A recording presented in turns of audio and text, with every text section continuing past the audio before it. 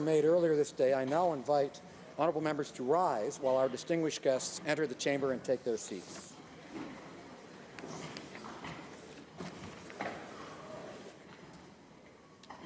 Read those on? Yes. Okay.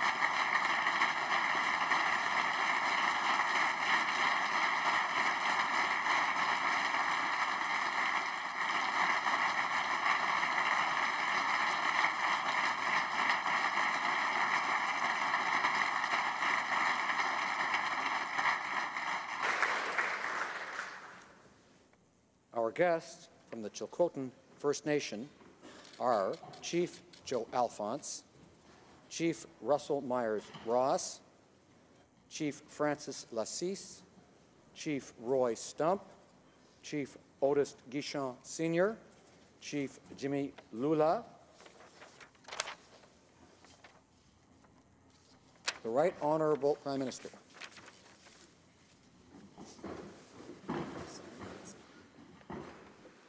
Merci, Monsieur le Président. Thank you, Mr. Speaker.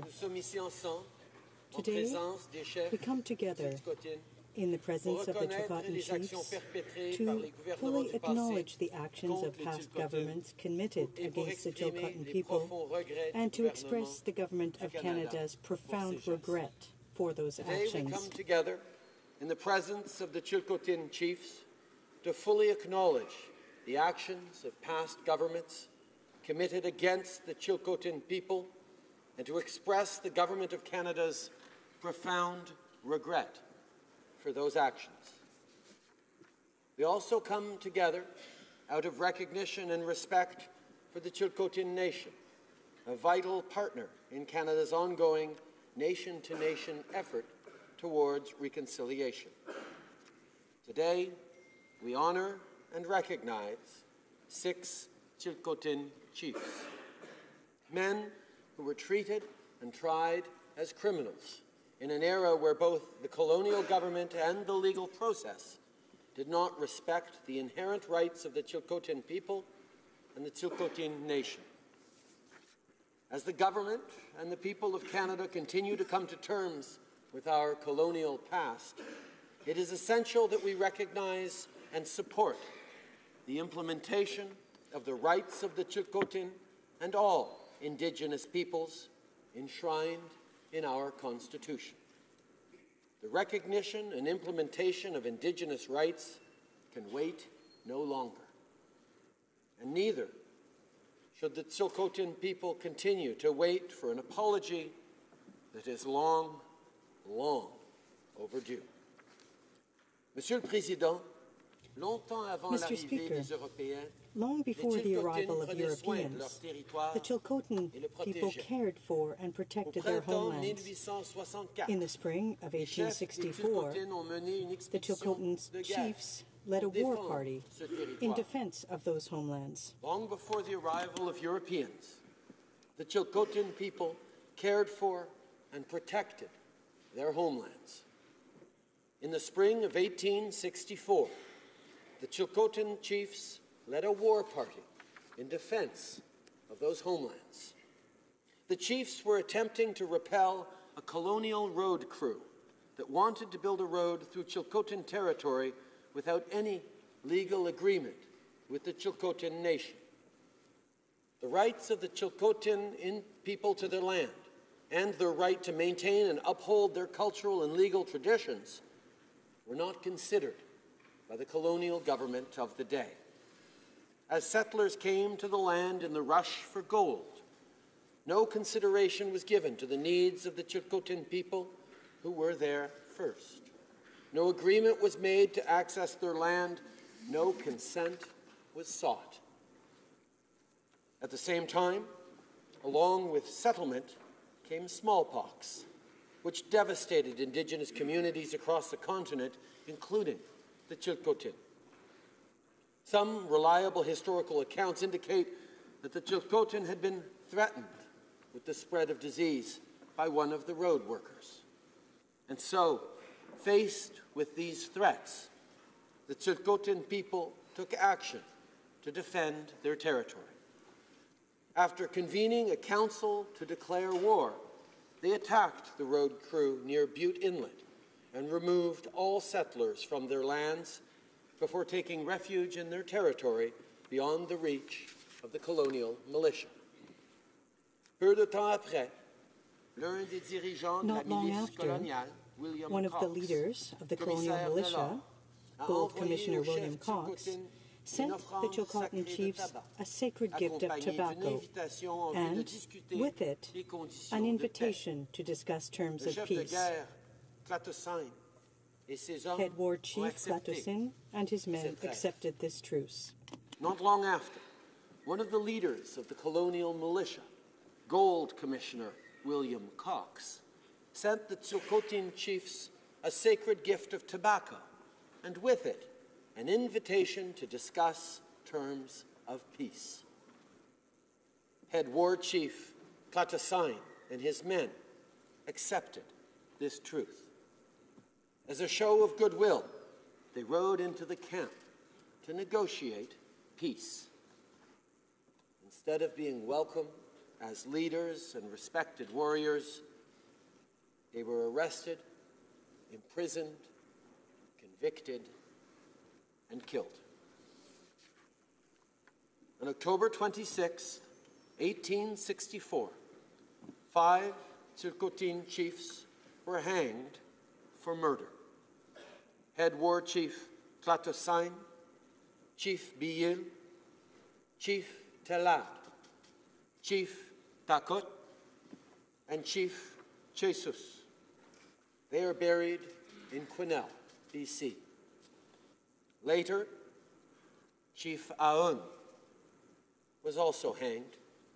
He is buried in New Westminster, BC.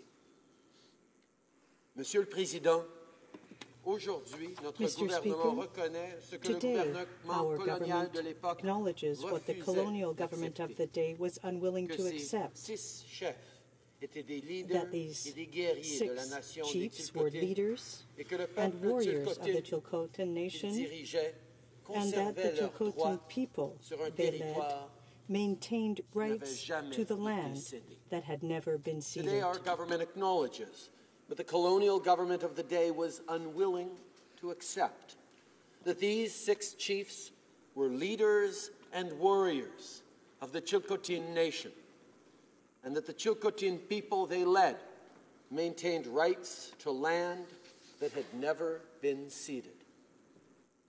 Even though the colonial government did not recognize these rights, the chiefs acted in accordance with their own laws to defend their territory, their people, and their way of life. They acted as leaders of a proud and independent nation facing a threat from another nation. When they came to meet with colonial officials, they did so on a diplomatic mission, expecting to be treated with dignity and honor. Their capture and arrest by the colonial government demonstrated a profound lack of respect for the Chilcotin people, as did the refusal to recognize Chilcotin as a nation. Those are mistakes that our government is determined to set right. Leur capture et leur arrestation par le gouvernement colonial manquaient profondément de respect pour les Chilcotin, by the government de même que le showed a refus lack de of reconnaître respect les for the Chilcotin comme étant Chilcotin une nation. Ce and sont des erreurs que notre gouvernement their refusal to recognize the Chilcotin as a nation. Those are mistakes that our government is determined to set that right. the treatment of the Chilcotin chiefs represented a betrayal of trust, an injustice that has been carried by the Chilcotin people for more than 150 years. Even as they have continued to fight for and achieve recognition as the owners and caretakers of their land. Mr. Speaker, today the Chilcotin people, including the descendants of those 6 chiefs, continue to live on and care for Chilcotin lands. They have never stopped fighting to preserve their territory and their culture right up to the historic Supreme Court of Canada decision of June 26, 2014, which recognized Aboriginal title for the Chilcotin Nation. The Chilcotin people and their leaders continue to show the same commitment to their land and to their nation that their chiefs did in 1864, pursuing government-to-government discussions with the Government of British Columbia and the Government of Canada, with the goal of reconciliation and recognition as a self-determining First Nation. In February 2016, the Chilcotin Nation and British Columbia signed the Nenke Deni Accord, a significant step towards this goal. Less than a year later, in January 2017, we signed a letter of understanding between the Government of Canada and the Chilcotin Nation, marking another step towards reconciliation and recognition of our new nation-to-nation relationship. Mr. Speaker, we know that the exoneration and the apology we are making today on behalf of Canada cannot, by itself, repair the damage that has been done. But it is my sincere hope that these words will allow for greater healing as Canada and the Chilcotin Nation continue on the shared journey towards reconciliation. At the same time, we would do well to acknowledge that for the Chilcotin people, the events of 1864 and 1865 are not confined to history. As a people, in particular the mothers that have passed this history down through generations, the Chilcotin have carried these events with them for more than a century and a half. The actions of the government of the day have had a deep and lasting impact on the relationship between the Chilcotin Nation and Canada. Think of all we might have gained, Mr. Speaker, if proper relations between our nations had been established and maintained. Think of what it might have meant for the Chilcotin people to have true self-determination over their own future. Think of the economic opportunities that might have been realized. Think of what Canada would have gained had we been open those many years ago to learning about the rich culture and traditions of the Chilcotin people and finding for it a lasting place within the fabric of Canada. For the loss of that time and opportunity, we are truly sorry. Dans la mesure où nous en avons le pouvoir, nous devons As much as it is within our power to do so, we must right the wrongs of the past. pour signifier de manière décisive notre engagement And envers la so, réconciliation, nous As an important confirmons symbol of sans our équivoque commitment to que le reconciliation, chef we confirm Clatossin, without le reservation chef that Biyil, Chief le chef Tosin, Telad, le chef Chief Takut, Bilyel, le Chief chef Jesus Telad, et le Chief chef Takut, Aaron Chief sont Jesus, entièrement and Chief exonérés Aoun de are tout crime exonerated et de of tout any méfait. crime or As much as it wrongdoing. is within our power to do so, we must right the wrongs of the past. And so, as an important symbol of our commitment to reconciliation, we confirm without reservation that Chief Clatossin, Chief Biyil, Chief Telad, Chief Takut, Chief Jesus, and Chief Aoun are fully exonerated of any crime or wrongdoing.